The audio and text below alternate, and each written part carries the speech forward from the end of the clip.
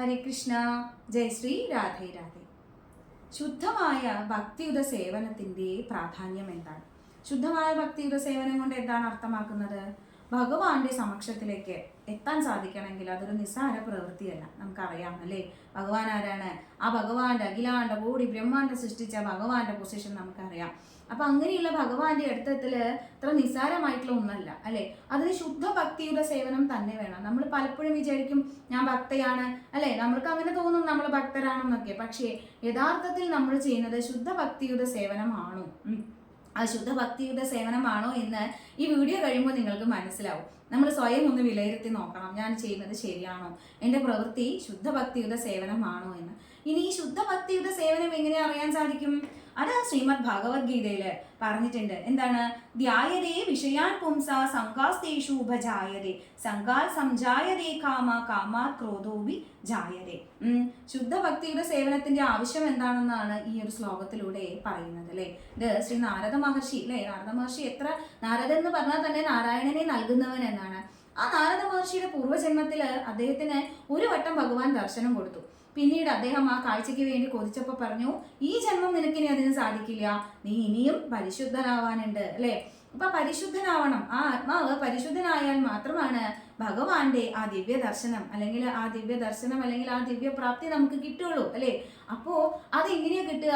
അപ്പൊ അതാണ് പറയുന്നത്, നമ്മുടെ ശുദ്ധ ഭക്തിയുടെ സേവനങ്ങളിൽ നമ്മളെ പിന്നോട്ട് വലിക്കുന്ന 6 ശത്രുക്കൾ അല്ലെങ്കിൽ 6 അനർത്ഥങ്ങളുണ്ട്.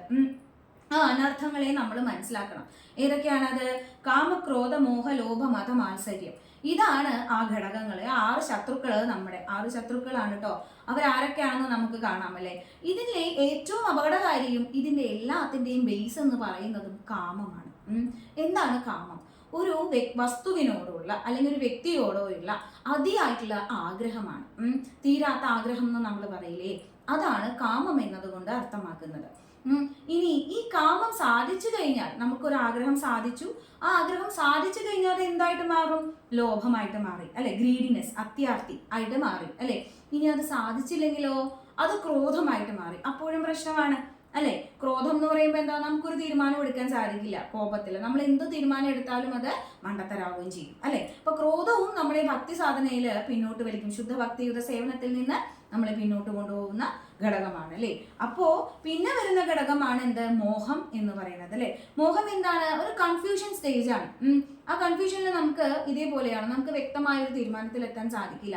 ഞാൻ ചെയ്യുന്നത് ശരിയായിരിക്കുമോ, അതല്ല തെറ്റായിരിക്കുമോ? ഒരു സമ്മോഹാവസ്ഥ എന്ന് പറയില്ലേ, ആ ഒരു അവസ്ഥയിലായിരിക്കും നമ്മൾ.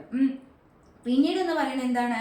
മത എന്നാണ്. മത മത്സരത്തില് മത എന്താണ്? മത എന്ന് വെച്ചാൽ അത് അഹങ്കാരമാണ്, പ്രൈഡ് അല്ലെ. എന്താ അത്? നമുക്ക് മറ്റുള്ളവർക്ക് ഇല്ലാത്ത ഒന്ന് കിട്ടുമ്പോൾ നമുക്ക് തന്നെ തോന്നുന്ന ഒരു അതിയായിട്ടുള്ള അഭിമാനം. വേറൊരാൾക്കില്ല, അതെനിക്കുണ്ട് അല്ലെ. അതാണ് അഹങ്കാരം എന്ന് പറയുന്നത്. ആ അഹങ്കാരത്തെയാണ് മത എന്ന വാക്കുകൊണ്ട് അർത്ഥമാക്കുന്നത്. ഇനി 6ാമത്തെ ഘടകം എന്താണ്? അതാണ് മാത്സര്യം എന്ന് പറയുന്നത്. മാത്സര്യം എന്താണ്?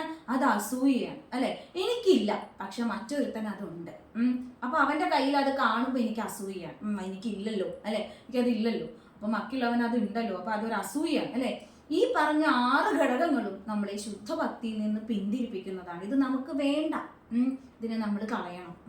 ഇനി നമ്മൾ സ്വയം വിലയിരുത്തണം. എനിക്ക് ഈ ആറ് ശത്രുക്കൾ എന്നിൽ നിന്ന് പോയെങ്കിൽ നിങ്ങളൊരു ശുദ്ധ ഭക്തനാണോ എന്ന് അറിയാൻ, ആ ഭക്തിയുത മാർഗങ്ങൾ എൻ്റെ ശുദ്ധമാണോ, ആ പ്രവൃത്തി ശുദ്ധമാണോ എന്നറിയാൻ ഈ 6 ശത്രുക്കള് നിങ്ങളുടെ ഉള്ളിൽ നിന്ന് പോയോ എന്ന് നോക്കിയാൽ മതി.